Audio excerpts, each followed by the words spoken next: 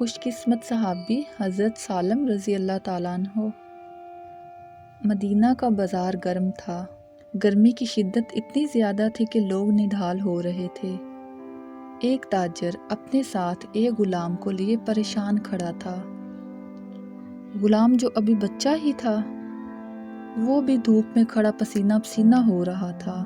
تاجر کا سارا مال اچھے داموں بک گیا تھا، بس یہ غلام ہی تو باقی تھا جسے خریدنے میں کوئی دلچسپی نہیں دکھا رہا تھا۔ تاجر سوچ رہا تھا کہ اس غلام کو خرید کر شاید اس نے گھاٹے کا سودا کیا ہے۔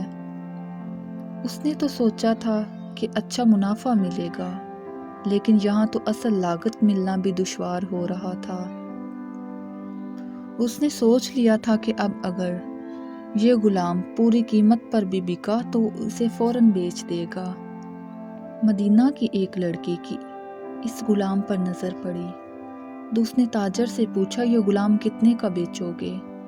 تاجر نے کہا، میں نے اتنے میں لیا ہے اور اتنے کا ہی دوں گا۔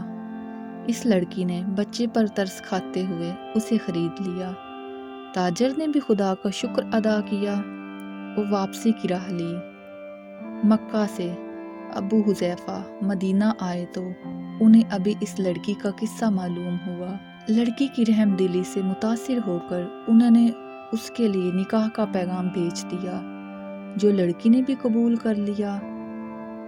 یوں واپسی پر وہ لڑکی، جس کا نام ثبیتہ بنت یعار تھا، ان کی بیوی بن گئی۔ وہ ان کے ہمراہ تھی اور وہ غلام بھی مالکن کے ساتھ مکہ پہنچ گیا۔ ابو حذیفہ مکہ آ کر اپنے پرانے دوست عثمان ابن عفان سے ملے تو انہیں کچھ اور بدلا ہوا ہی پایا۔ ان کے رویے میں سرد مہری تھی۔ انہوں نے اپنے دوست سے استفسار کیا کہ عثمان یہ سرد مہری کیوں ہے؟ تو عثمان بن عفان نے جواب دیا کہ میں نے تو اسلام قبول کر لیا ہے، تم ابھی تک مسلمان نہیں ہوئے، تو اب ہماری دوستی کیسے چل سکتی ہے؟ ابو حذیفہ نے کہا، تو پھر مجھے بھی محمد صلی اللہ علیہ وسلم کے پاس لے چلو، اس اسلام میں داخل کر دو جسے تم قبول کر چکے ہو۔ چنانچہ حضرت عثمان رضی اللہ تعالیٰ عنہ نے انہیں نبی پاک صلی اللہ علیہ وسلم کی خدمت میں پیش کیا اور وہ کلمہ پڑھ کر دائرہ اسلام میں داخل ہو گئے۔ گھر آ کر انہوں نے اپنی بیوی اور غلام کو اپنے مسلمان ہونے کا بتایا تو ان دونوں نے بھی کلمہ پڑھ لیا۔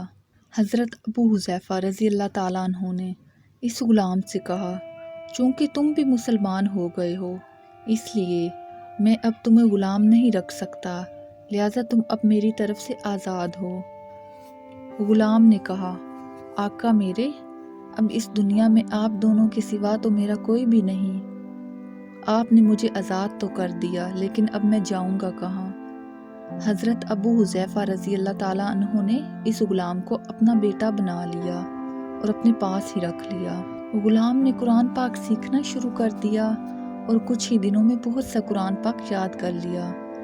جب وہ قرآن پڑھتا تو بہت ہی خوبصورت لہجے میں پڑھتا۔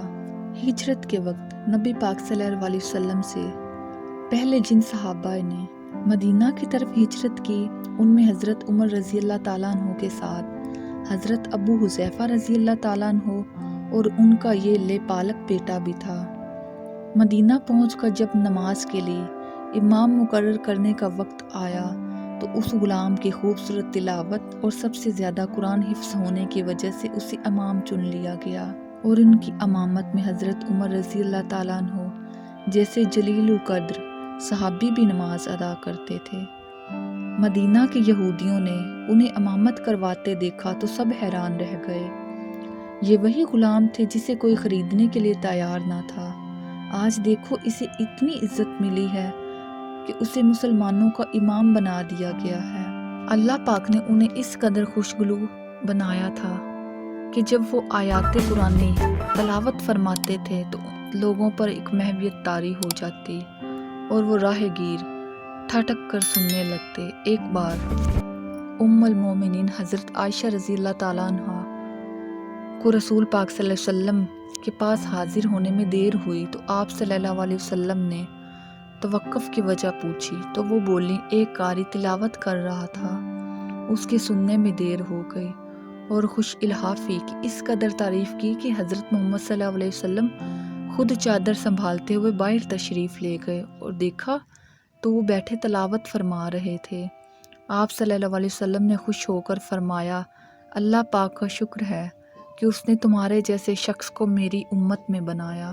کیا آپ جانتے ہیں یہ خوش قسمت صحابی کون تھے؟ ان کا نام حضرت سالم رضی اللہ تعالیٰ عنہ تھا، جو سالم مولا ابو حذیفہ رضی اللہ تعالیٰ عنہ کے نام سے مشہور ہوئے تھے۔ انہیں جنگ موتا میں جام شہادت نوش کیا گیا۔ اللہ کی کروڑ بار رحمتیں ہوں ان پر۔ دوستو، اگر یہ کہانی آپ کو اچھی لگی ہو تو میرے چینل کو بھی سبسکرائب کریں، میری ویڈیو کو بھی لائک کر کے اس ویڈیو کو اپنے فرینڈز میں بھی شیئر کریں۔ تو دوستو، ملتے ہیں کسی اگلی کہانی میں، تب تک کے لیے اللہ حافظ۔